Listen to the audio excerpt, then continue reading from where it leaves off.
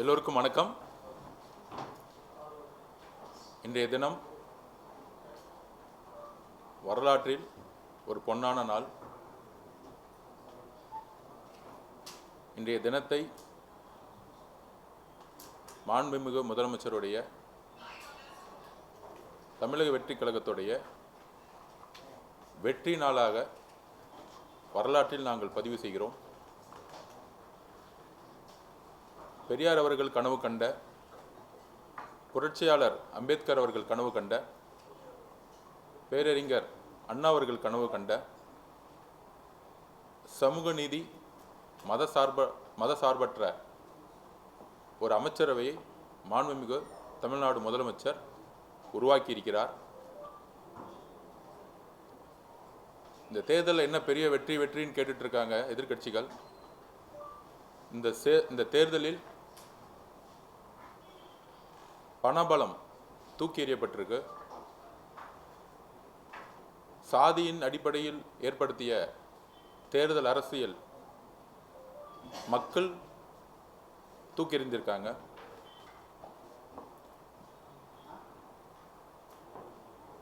C Joseph Vijay அப்படின்னு சொல்லி மக்களிடம் ஓட்டு கேட்டு மத அரசியலை தூக்கி எறிந்திருக்கார் எங்களுடைய தலைவர். எல்லோருக்குமான ஒரு முதல்வராக எல்லா மதமும், எல்லா சாதிகளும், இளைஞர்களும், பெண்களும் இணைந்து இந்த வெற்றியை உருவாக்கிய பொழுது எங்களுடைய தலைவர் முதல் மாநாட்டில் சொன்ன மாதிரி, அதற்கப்புறம் என்னுடைய தனிப்பட்ட ஒரு முழக்கமாக கூட சொன்னோம், நம்ம ஆட்சியிலும் பங்கு அதிகாரம் பங்குன்னு. தமிழக வரலாற்றில் இதெல்லாம் சாத்தியமா அப்படின்னு எதிர்கட்சிகளும் ஊடகங்களும் ரொம்ப அண்டர்ஸ்டிமேட்டோட எங்கள் தலைவரையும் தமிழக வெற்றி கழகத்தையும் எலெக்ஷனுக்கு முன்னாடி பார்த்தாங்க. தேர்தல் அரசியலில் முதல் மாநாளில் என்ன வாக்குறுதி கொடுத்தாரோ, ஆட்சியிலும் பங்கு அதிகாரம் பங்கு, எல்லா கட்சிகளுக்கான பிரதிநிதித்துவம், எல்லா சமூகத்துக்கான பிரதிநிதித்துவம், இதுதான் பெரியார் அவர்கள் கனவு கண்டார். அந்த மாதிரி இன்றைக்கு இந்தியாவிலே இல்லாத அமைச்சரவையில் ஒடுக்கப்பட்ட ஏழை மக்கள் யார் யாரெல்லாம் கட்சிக்கு உறுதியாக உழைத்தார்களோ, எந்த விதமான சாதி பின்புலத்தை பார்க்காமல், எந்த விதமான குடும்ப பின்புலத்தை பார்க்காமல் இளைஞர்களுக்கான ஒரு அமைச்சரவையை எங்களுடைய தலைவர் மாண்புமிகு முதலமைச்சர் அவர்கள் தமிழ்நாட்டிலேயே ஒரு பெஸ்ட் எக்ஸாம்பிள், ஒரு மினிஸ்ட்ரியை இந்தியாவே பார்த்து பிரமிக்கக்கூடிய ஒரு அமைச்சரவை உருவாக்கியிருக்கார். அதில் 8 தலித் சகோதரர்கள் முக்கிய துறைகளில் இன்னைக்கு தன்னுடைய பொறுப்பை எல்லாம் எடுத்திருக்காங்க. 108 வின் பண்ணி பெரும்பான்மை பலம் இல்லைன்னா பிரசிடென்ட் ரூல் வந்துடும், கவர்னர் ரூல் வந்துடும் அப்படிங்கின்ற ஒரு ஜனநாயக கடமையின் ஒரு முக்கியமான பங்கெடுப்பாக காங்கிரஸோடைய தலைவர் திரு ராகுல் காந்தி அவர்கள், மாநில தலைவர்கள் ஒருங்கிணைந்து முதல் ஆதரவை கொடுத்து, கம்யூனிஸ்ட் தோழர்கள்,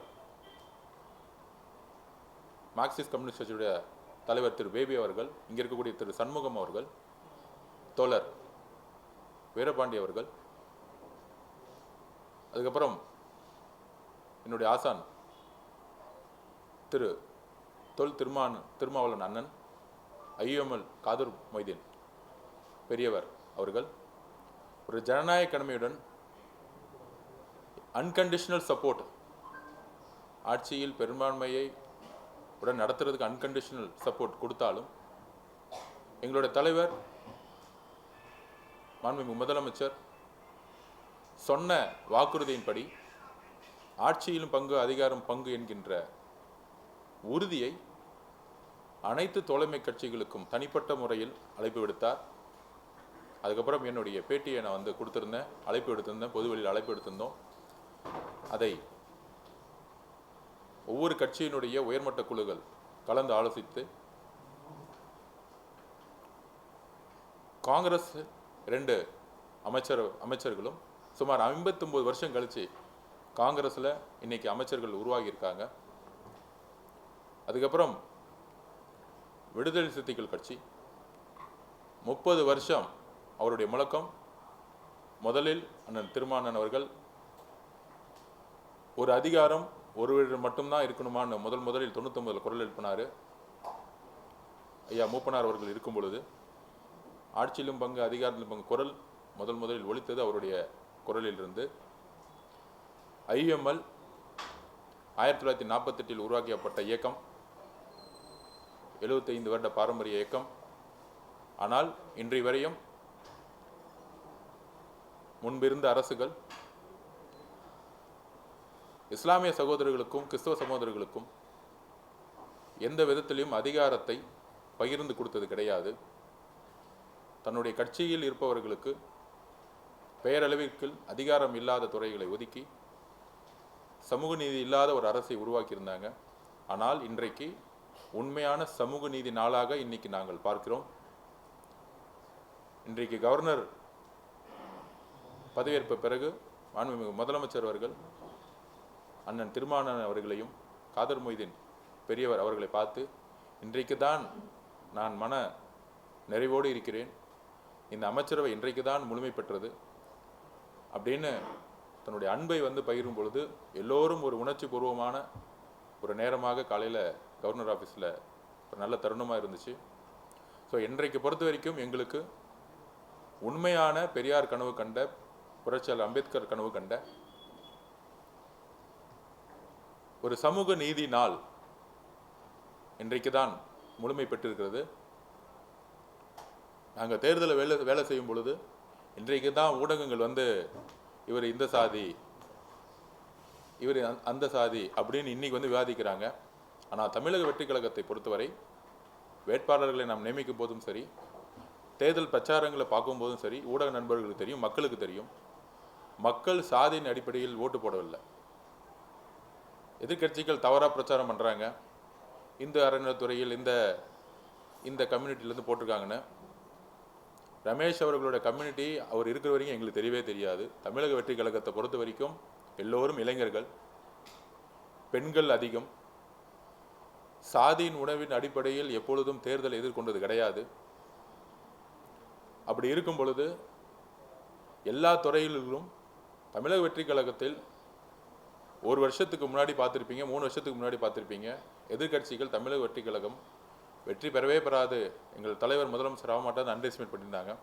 ஆனால் நாங்கள் இளைஞர்கள் எல்லோரும் கடுமையாக உழைத்தோம். தேர்தல் அரசியலில், கட்சியிலுடைய பிரச்சாரத்தில் அப்படி யாரெல்லாம் உழைத்தாங்களோ இன்னும் உழைத்தவர்கள் லட்சக்கணக்கான பேர் இருக்காங்க.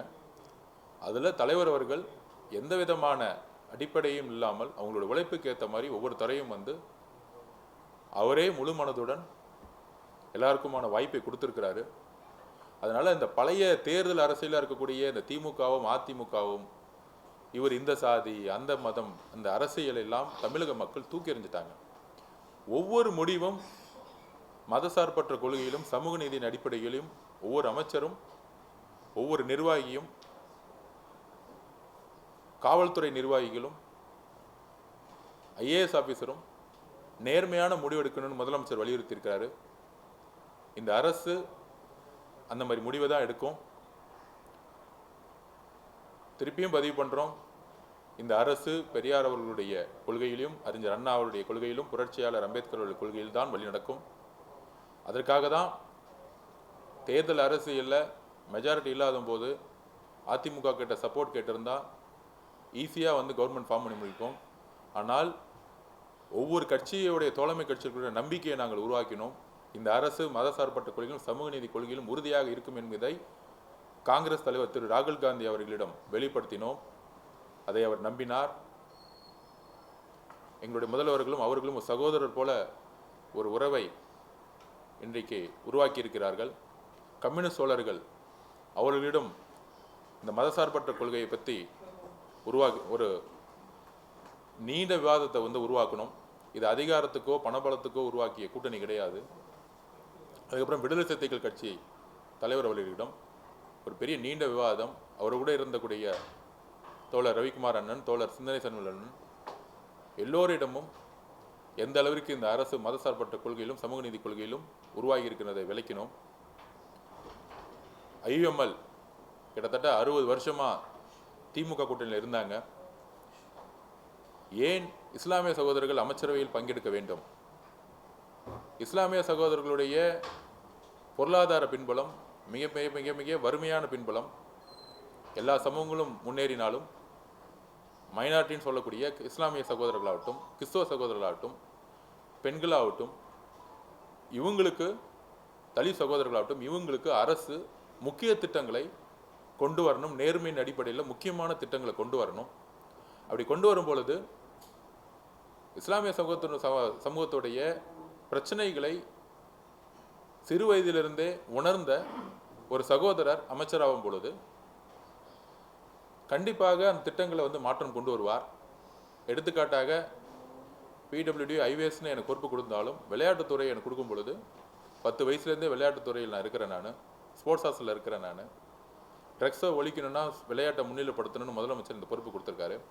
அந்த மாதிரி எந்தெந்த துறையை யார் யாரிடம் கொடுத்தா வாய்ப்புகளை கொடுத்தா மக்கள்கிட்ட அவங்க 24 மணி நேரம் ஃபோக்கஸ் பண்ணுவாங்கிற ஒரே ஒரு விஷயம்தான் மாண்புமிகு முதலமைச்சருக்கு இருக்கே தவிர இந்த பழைய காலத்தில் இருக்கக்கூடிய 2 கட்சிகளுடைய ஒரு அண்டர்ஸ்டாண்டிங்கோடு இருந்த ஒரு அதிகார பகிர்வு கிடையாது. எந்த கட்சியும் இந்த அதிகார பகிர்வை நோக்கி போனதில்லை.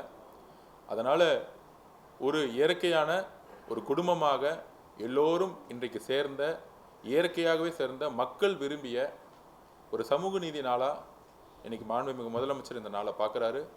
மக்கள் இன்றைக்கி எல்லா கட்சிகளும் சரி, காங்கிரஸ் கட்சிகளும் சரி, விடுதலை சிறுத்தைகள் கட்சியுடைய தொண்டர்கள் தமிழகம் முழுவதும் முதல் முறையில் அதிகாரத்துக்குள்ளே ஒரு அமைச்சரவையிலுக்குள்ளே வந்த செய்தியை எல்லோரும் தன் வீட்டில் ஒரு பெரிய ஒரு பண்டிகை மாதிரி கொண்டாடுறாங்க.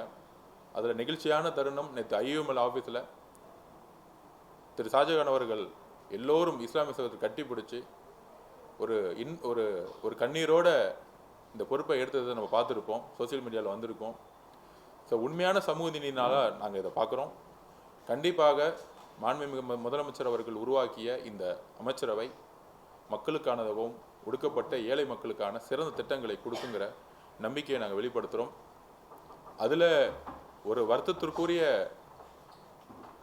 பதிவு என்னன்னா, திமுக தலைமையில் 21 கூட்டணி கட்சிகள் தேர்தலை எதிர்கொண்டாங்க. பொதுவாக தேர்தல் முடிஞ்ச உடனே கூட்டணிங்கிறது அந்தந்த தலைமையும் அந்தந்த கட்சியும் முடிவு செய்யக்கூடிய இடத்துல அவங்களுக்கான ஜனநாயக கடமை இருக்குது. எந்த கட்சியும் திமுகவுக்கு அடிமை சாசனத்தை எழுதிய கட்சி கிடையாது. இத்தனை நாள் திமுக கட்சி ஒவ்வொரு கட்சியும் அடிமை சாசனத்துடன் எழுதின ஒரு வரலாறு தான் பார்த்துருப்போம். அப்படி இருக்கும் பொழுது அண்ணன் திரு ராஜா அண்ணன் ஒரு முன்னாள் ஒன்றிய அமைச்சராக இருந்தவர். அப்புறம் அவருடைய பதிவு கூட்ட அண்ணன் திருமாவளவனையும் விசிகே தோழர்களையும் பார்த்து திமுக தலைவரும் திரு உதயநிதி அவர்களும் நாங்கள் ஏன் தோற்றோம் என்ற ஒரு ஆராய்ச்சி செய்யறதுக்கு 36 பேர் அப்பாயின்மெண்ட் பண்ணியிருக்காங்க. இன்னும் அவங்களுக்கு புரியல ஏன் தோத்தோன்னு. அரசியலில் ஒரு கட்சியையும் ஒரு தலைவரை தாக்கும் பொழுது ஒரு பெண்ணுடைய உறவை அடிப்படையாக வைத்து எப்பொழுதும் ஒரு பெண்ணை நோக்கிய ஒரு விமர்சனத்தை உருவாக்கிட்டே இருப்பாங்க. அப்படி திரு ராஜா அண்ணன் அவர்கள் வாயில சொல்ல முடியாத அளவிற்கு தலித் சகோதரர்கள் மட்டுமல்ல, ஒட்டுமொத்த தமிழ்நாட்டு மக்களும் மதிக்கக்கூடிய கொள்கை தலைவராக இருக்கக்கூடிய அண்ணன் திருமாவளவர்களை பார்த்து ஒரு பதிவை பதிவு பண்ணாரு. அந்த வார்த்தையை நான் சொல்றதுக்கு தயக்கமா இருக்கு. அந்த வார்த்தைகளை விசிக தொண்டர்கள் மீதும் அண்ணன் திருமாவளவன் மீதும் பதிவு செய்ய வேண்டிய ஒரு நோக்கமே நாங்கள் கண்டிக்கத்தக்கது. எதிர்க்கட்சி அரசியலை நாங்கள் வரவேற்கிறோம். நாங்கள் செய்யக்கூடிய தவறுகளை சொல்லும் பொழுது மக்களுக்காக திட்டங்களை மாற்ற முடியும். ஆனால் தனிநபர் விமர்சனத்தையோ ஒரு கட்சியினுடைய தலைவரையோ இல்லை ஒரு கட்சியினுடைய தொண்டர்களையோ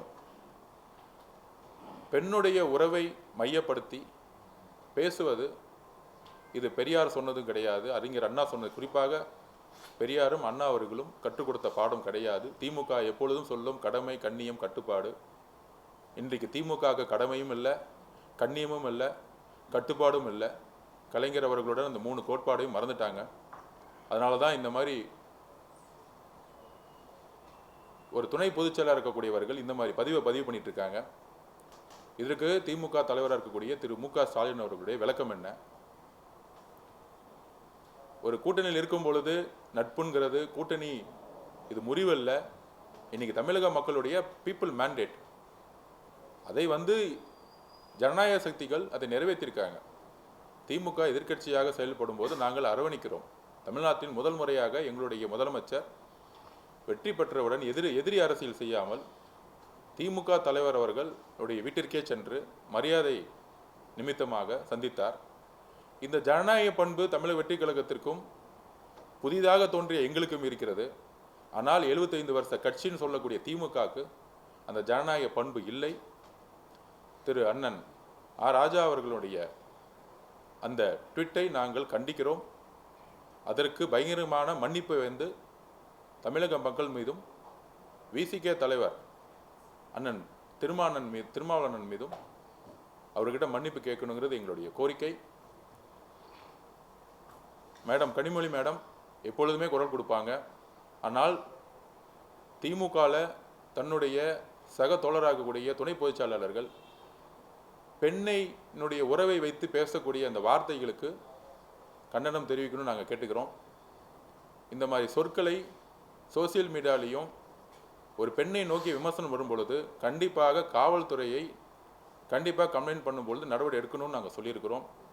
ஏனால் இந்த அரசை உருவாக்கியது பெண்கள். எந்த பெண்கள் மீதும் சோசியல் மீடியாலேயோ இல்லை அரசியல் ரீதியானையோ ஒரு தாக்குதல் ஏற்பட்டால் கடுமையாக சட்டம் ஒழுங்கை நிலைநாட்ட, பெண்களுடைய பாதுகாப்பையும் மாண்பையும் உறுதி செய்ய நாங்கள் காவல்துறையை நாங்கள் கேட்டுக்கொண்டிருக்கிறோம். அதுக்கப்புறம் திமுக தலைவர் கனிமொழி மேடம் நேற்று ஒரு ட்வீட் பண்ணியிருந்தாங்க. நாங்கள் அவர்கள் மீது எப்பயுமே மரியாதை வச்சுருக்கோம். தமிழ் தாய் வாழ்த்தை பற்றி சொல்லியிருந்தாங்க. இதை நாங்கள் ஆல்ரெடி இதை பற்றி விளக்கம் கொடுத்துருந்தோம். திமுக தலைவராக இருக்கக்கூடிய இன்றைய திரு மு.க. ஸ்டாலின் அவர்கள் முன்னாள் முதலமைச்சர், அவர் பதவியில் இருக்கும் பொழுதே இதே கவர்னர் லேட்டஸ்ட்டாக ஹோம் செக்யூரிட்டி டிபார்ட்மெண்ட்லேருந்து ஒரு சுற்றறிக்கை வந்திருக்கு. இது லேட்டஸ்ட்டாக வந்தது. அந்த சுற்றறிக்கையில் இந்தியா முழுவதும் வந்தே மாதத்தை முதல்ல பாட சொல்லியிருக்காங்க. கவர்னர்கிட்ட அந்த சுற்றறிக்கை வந்திருக்கு. நம்மளுடைய நிலைப்பாடு இது வரைக்கும் அரசு நிகழ்ச்சிகள் எதுவும் இது வரைக்கும் நம்ம தொடங்கலை. எல்லா துறை சார்ந்த செயலர்கள் அப்பாயின்மெண்ட் பண்ணிகிட்ருக்கோம். இப்போ முதல் நிலவு பதவியேற்பு விழா முதல் நாளே மாண்புமிகு முதலமைச்சர் ஒரு 5 நிமிடம் இதை பற்றி பேசினார் கவர்னர்கிட்ட. எங்களுடைய கட்சி பேரே தமிழக வெற்றி கழகம், தமிழுக்கு தான் எப்பொழுதும் முன்னுரிமை. அதனால் தமிழ் தாய் வாழ்த்தை முதல்ல நீங்கள் பாடணும்னு சொன்னார். அதுக்கப்புறம் தனிப்பட்ட முறையில் நானும் கவர்னரை பார்த்தேன். ஆனால் அவர் சொன்னது ஹோம் செக்ரட்டரியில் என்ன சர்க்குலர் வந்திருக்கோ அதை தான் நாங்கள் ஒபே பண்ண முடியும்னு அவர் சொன்னார். பதவி விழா முடிந்தது. 2வது அரசு நிகழ்ச்சியும் பதவி விழா தான், 3வது அரசு நிகழ்ச்சியும் பதவி விழா தான். இதற்கு முன்பே திரு மு.க. ஸ்டாலின் அவர்கள், திமுக தலைவர் மு.க. ஸ்டாலின் அவர்கள் முன்னாள் முதலமைச்சராக இருக்கும்போது பொறுப்பில் இருக்கும் பொழுது சென்னை உயர்நீதிமன்றத்தில் பதவியேற்கும் பொழுது, நீதிபதி பதவியேற்கும் பொழுது இதே நடைமுறையை கவர்னர் கடைபிடித்தார். அப்பொழுது மு.க. ஸ்டாலின் அவர்கள் பதிவு போட்டிருந்தார், தமிழ் தாய் வாழ்த்து முக்கியங்கிறது அந்த நிலைப்பாடு தான் சொல்லியிருந்தாங்க. தமிழக வெற்றி கழகத்தை பொறுத்தவரை மாநில சுயாட்சி கொள்கையில் நாங்கள் உறுதியாக இருக்கிறோம். பேரறிஞர் அண்ணா என்ன கூறினாரோ, தமிழ் தாய் வாழ்த்து பாடாமல் இருப்பது மாநில சுயாட்சிக்கு எதிராக எழுப்பிய குரல் என்கிறதை நாங்கள் பதிவு செய்கிறோம். கண்டிப்பாக சட்ட வல்லுநர்களுடன் நாங்கள் அதை பற்றி டிஸ்கஷன் நடந்துகிட்டு இருக்கு. இந்த சுற்றறிக்கைக்கு எதிராக கோர்ட்டுக்கு போக முடியுமா அப்படிங்கிற ஒரு விஷயத்தை நாங்கள் டிஸ்கஷன் பண்ணிட்டு இருக்கோம். கவர்னரிடம் நாங்கள் வந்து 2-3 தாட்டி பேசி பார்த்தோம்.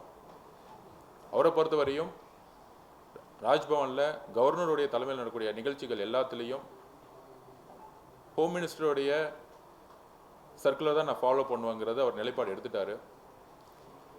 தமிழக அரசினுடைய நிகழ்ச்சிகள் மாண்புமிகு முதலமைச்சர் தலைமை தாங்கிக் கொண்ட எல்லா நிகழ்ச்சிகளையும் தமிழ் தாய் வாழ்த்து தான் முதலில் இடம்பெறும். அதில் நாங்கள் உறுதியாக இருக்கிறோம். மாநில சுயாட்சி கொள்கையில் நாங்கள் உறுதியாக இருக்கிறோம். இருமொழி கொள்கையில் நாங்கள் உறுதியாக இருக்கிறோம்.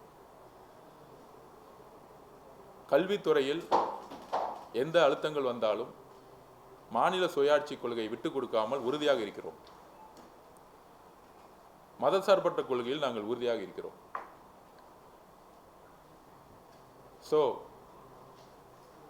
பாராளுமன்ற உறுப்பினர் திருமதி கனிமொழி மேடம் அவர்களுடைய நிலைப்பாடு தான் எங்களுடைய நிலைப்பாடும். எந்த காலத்திலையும் எப்பொழுதும் நாங்கள் தமிழையும் தமிழ் தாய் வாழ்த்தையும் எந்த காலத்திலும் நாங்கள் விட்டுக் கொடுக்க மாட்டோம். அது எங்களுடைய உயிர் நாடி அதை என்பதை பதிவு செய்கிறோம்.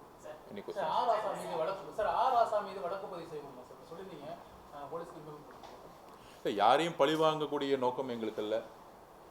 நான் அண்ணன் திருமாவளவன் அவர்கள் 40 வருஷத்துக்கு மேலே என் மீது எவ்வளவோ விமர்சனம் வந்தால் கூட அண்ணன் மீது நான் எப்பொழுதும் ஒருமையில் பேசியது கிடையாது. அரசியலில் என்கிட்ட போய் பதிவு பண்ணி பொறுமையாரன்னு சொல்லியிருக்கிறாரு. அரசியலில் வேறுபாடுகள் வரலாம், ஆனால் தனிப்பட்ட தாக்குதல் இருக்கக்கூடாதுன்னு நாங்கள் நினைக்கிறோம். அதில் சொன்ன வார்த்தைகள் ரொம்ப ரொம்ப பர்சனலாக அவரையும் காயப்படுத்தியிருக்கு, விசிக்க தோழர்களையும் காயப்படுத்தியிருக்கு. அண்ணன் திருமாவளவன் அவர்கள் பதவிக்கோ பணத்திற்கோ ஆசைப்படுவோர் கிடையாது. அது ஒரு 40 வருஷ வாழ்க்கையிலேருந்து எல்லாருக்கும் தெரியும். பதவிகள் தேடி வரும் பொழுது இன்றைக்கு கூட அவர் நினச்சிருந்தா இன்றைக்கி அமைச்சரவையில் பதவி எடுத்துருக்கலாம், ஒரு பை எலெக்ஷன் நின்று இருக்கலாம். ஆனால் என்கிட்ட பதிவு பண்ணணுன்னா 30 வருஷம் திரு வன்னியரசு என் கூட இருந்திருக்காரு. எம்எல்ஏ எலெக்ஷனில் நான் நிற்கலை. அப்படி நிற்காத பொழுது இன்னொருத்தருடைய வாய்ப்பை நான் எடுத்துக்கிட்ட மாதிரி ஆகிடும். அதனால் அவர் தான் எம்எல்ஏவாக 2 பேர் தான் இருக்காங்க. அதில் சீனியாரிட்டி படி அவர் தான் அமைச்சர் ஆகணும்னு திரு வன்னியரசு அவர்களை அமைச்சராக்கியது அண்ணன் திருமாவளவன் அவர்கள். இன்றைக்கு ஒட்டுமொத்த அவருடைய முடிவு ஒட்டுமொத்த கட்சியும் அவருடைய அர்ப்பணிப்பையும் தியாகத்தையும் நினச்சி பெருமைப்படுது. அதனால் தனிப்பட்ட காயப்படுத்தக்கூடிய வார்த்தைகளை திமுகவும் திமுக ஐடிவிங்கும் தவிர்க்கணும்னு நாங்கள் நினைக்கிறோம். மக்கள் சார்ந்த பிரச்சனைகள் நம்ம கடந்த 3 நாட்கள்ல பார்க்குறோம். பல்வேறு கொலைகள் நடத்தப்பட்டிருக்கு, ஜாதி ரீதியான படுகொலைகள் தொடர்ந்து இருக்கு.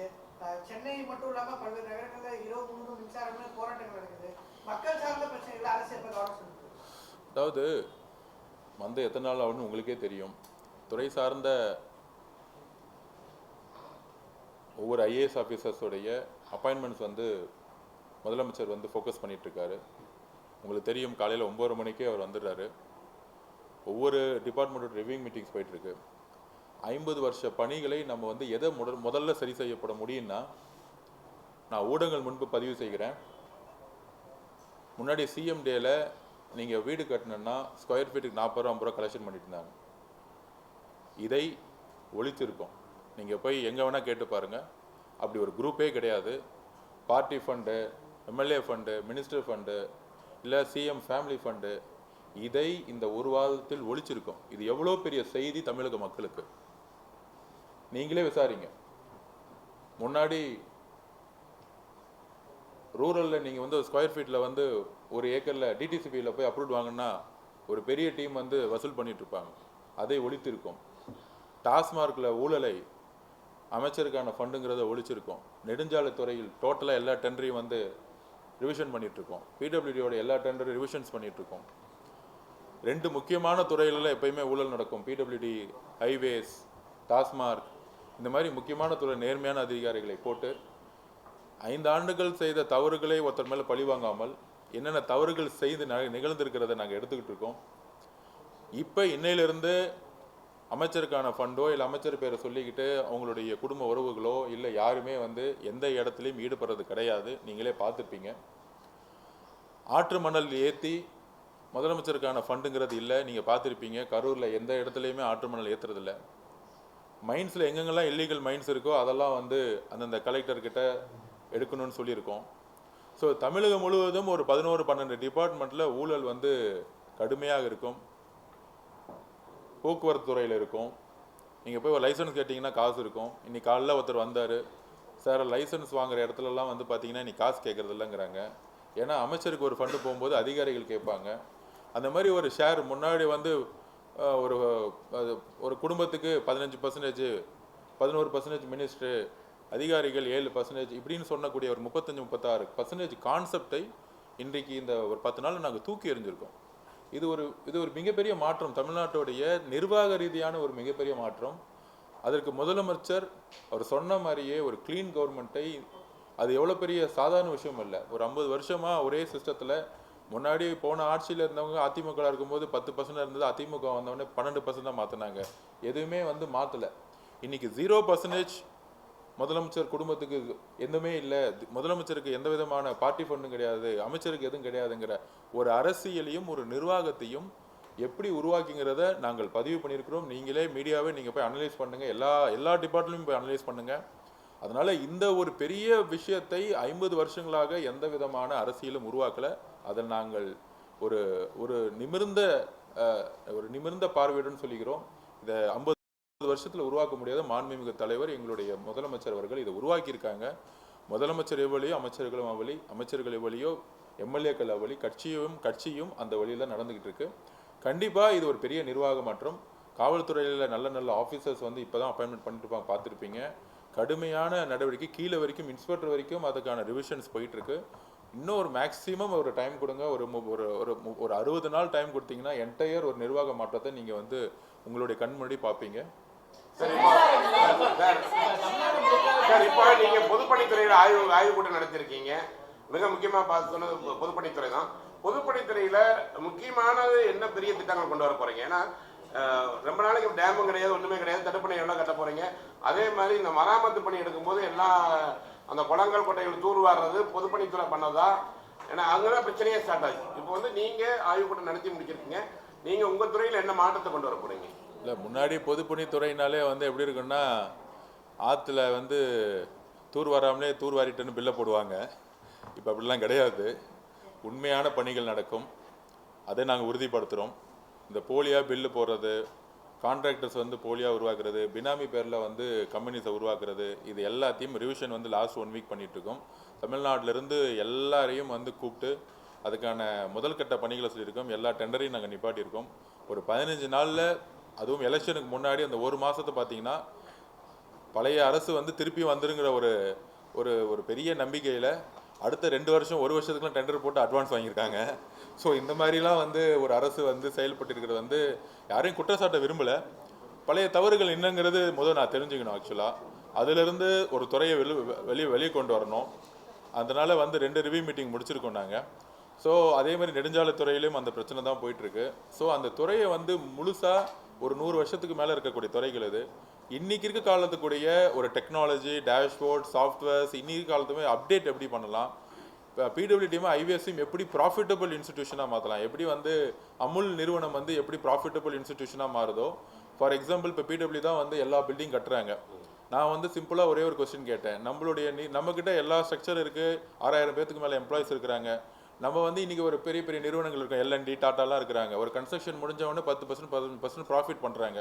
நம்மளும் அதே மாதிரி ப்ரொபோசல் கொடுத்து நம்மளும் வந்து 10% 15% வந்து பில்டிங் கற்றுக் கொடுத்து நம்மளும் ப்ராஃபிட் பண்ணிட்டா அரசு நிறுவனங்கள் வந்து ப்ராஃபிட் பண்ண முடியுமே. நம்ம உழைப்பை வந்து வெறும் கட்டி கொடுத்துட்டு போகிறதோட எப்படி பெரிய நிறுவனங்கள், கன்ஸ்ட்ரக்ஷன் நிறுவனங்கள் லாபம் பண்ணுதோ, நம்மக்கிட்ட கன்ஸ்ட்ரக்ஷன் கம்பெனிலே ஆர்கிடெக்ட்ஸ் இருக்காங்க, எல்லாம் இருக்கிறாங்க. பெரிய ப்ராஜெக்ட்ஸ் எடுத்து, ஏன் ப்ரைவேட் ப்ராஜெக்ட்ஸே எடுத்து 100 வருஷ கம்பெனிக்கிட்ட ஒரு ஐடென்டிட்டி இருக்குது நம்மக்கிட்ட. எப்படி பிடபிள்யூ டிபார்ட்மெண்ட்டை ஒரு ப்ராஃபிட்டபிள் பிஸ்னஸாக மாற்றணும், அந்த ப்ராஃபிட்டபிள் வரும்பொழுது மக்களுக்கான தேவைகளை அதில் செய்ய முடியும், நமக்கான பில்டிங்ஸை கட்ட முடியுங்கிறத வந்து பதிவு பண்ணியிருக்கோம். அதுக்கான ரிவ்யூ மீட்டிங்ஸ் நடந்துட்டுருக்கு. அதுமாதிரி நெடுஞ்சாலை துறைகளையும் வந்து பார்த்திங்கன்னா 40% ஒர்க் வந்து பார்த்திங்கன்னா ரிப்பேர் ஒர்க்குன்னு சொல்லிகிட்டே இருப்பாங்க. அந்த ரிப்பேர் ஒர்க்கில் தான் வந்து எப்போயுமே வந்து நிறைய ஊழல் நடந்துட்டு இருக்கு. ஆக்சுவலாக ரிப்பேரே பண்ணாமல் பேட்ச், அதாவது அவங்க சொல்கிற டெக்னிக்கல் வேர்டுன்னா பேட்ச் ஒர்க்னு சொல்லுவாங்க. பேட்ச் ஒர்க்னு சொல்லிட்டு வேறு பக்கம் பேட்ச் ஒர்க் நடந்திருக்கு ஆக்சுவலாக. ஸோ இந்த மாதிரி இந்த ஒர்க்ஸ் எல்லாம், இந்த மாதிரி வேர்ட்ஸ் எல்லாம் நம்ம ரிமூவ் பண்ணி உண்மையாலே நிறைய இடத்துல இன்னும் குக்கிராமங்களையும் மலைகளிலும் இன்னும் வந்து ரோடு வசதி கிடையாது. நிறைய வில்லேஜில் மெயின் ரோட்லேருந்து ஸ்டேட் ஹைவேஸ்லேருந்து ஊர்களுக்கு வந்து பார்த்தீங்கன்னா இன்னும் மண் ரோட்டில் இருக்குது. மழை பெய்யும் போது ஒரு ஒரு ஒரு சின்ன ஒரு ஆட்டோ கூட போக முடியாது இருக்குது. ஸோ குக்கிராமங்களை இணைக்கக்கூடிய லோக்கல் பாடியோடு சேர்ந்து ஹைவேஸ் டிபார்ட்மெண்ட் எப்படி ஒர்க் பண்ண முடியுங்கிறதையும் நாங்கள் வந்து எப்படி உள்ளாட்சித்துறையோடு சேர்ந்து முன்னாடி உள்ளாட்சித்துறையும் ஹைவேஸ் டிபார்ட்மெண்ட்டும் சேர்ந்து ஒர்க் பண்ணது கிடையாது ஆக்சுவலாக. ஸோ இதை வந்து எப்படி 2 பேரும் சேர்ந்து இணைந்து தமிழகம் முழுவதும் ஹைவேஸ் எல்லாம் வந்து கொண்டு வந்திருக்காங்க. அதில் வந்து கொஞ்சம் நிறைய இடத்துல வந்து ரிப்பேர்ஸ் ஒர்க்ஸ் இருக்குது. ஆனால் வந்து குக்கிராமங்களை எப்படி சேர்ந்து இணைக்கணும், பாமர மக்கள் இணைக்கக்கூடிய இடத்துல எப்படி வந்து நெடுஞ்சாலைகளை உருவாக்கணுங்கிறதுக்கான ஃபஸ்ட்டு ஒரு ரிவ்யூ மீட்டிங்கை பண்ணி அதுக்கான டிஸ்கஷன்ஸ் போயிட்டுருக்கு. ஒரு 3 மாதம் டைம் கொடுங்க. அதுக்குள்ளே வந்து டோட்டலாக அதுக்கான ரிவ்யூ மேப்ஸ் எடுத்து என்னென்ன திட்டங்கள் புதுசாக கொண்டு வர போகிறோம் அப்படிங்கிறத நாங்கள் பதிவு பண்ணுவோம்.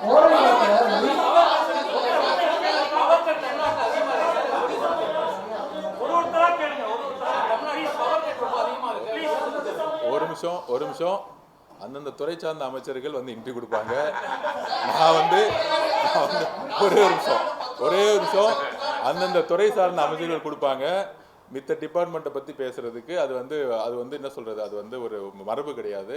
கண்டிப்பாக திரு நிர்மல் அவர்கள் அமைச்சர் அவர்கள் பேசும்போது சொல்லியிருக்காரு, லட்சக்கணக்கான கோடி ரூபாய் இந்த இடத்துல வந்து கடனை வந்து ஃபேஸ் பண்ணியிருக்கோம். அது இல்லாமல் ஊழல்கள் நிறைந்ததாக நிலக்கரியில் நிறைய ஊழல் நடந்திருக்குன்னு சொல்லியிருக்காங்க. அதை ரிவ்யூ பண்ணிட்டு இருக்காரு. அவர் கடுமையாக கிட்டத்தட்ட 18 மணி நேரத்துக்கு மாண்புமிகு முதலமைச்சரோட தலைமையில் திரு நிர்மல் அவர்கள் வேலை செஞ்சுட்டு இருப்பாரு. கண்டிப்பாக மின்சாரத்துறையாளர்கள் இந்த துறையை வந்து அட்ரஸ் பண்ணுவாங்க.